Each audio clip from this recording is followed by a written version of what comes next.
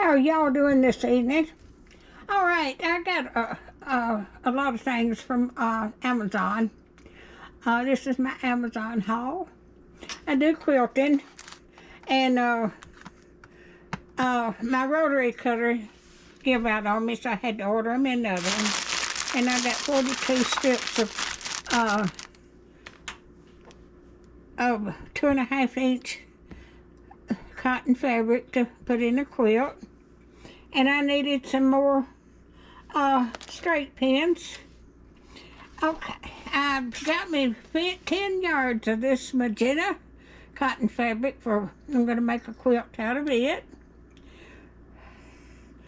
All right, and I needed some popcorn. So this is my haul today from Amazon. If you like my videos, just like, share, and subscribe, and hit that little bell when you want to be notified when I got another video coming out. Y'all have a wonderful day and the rest of the week.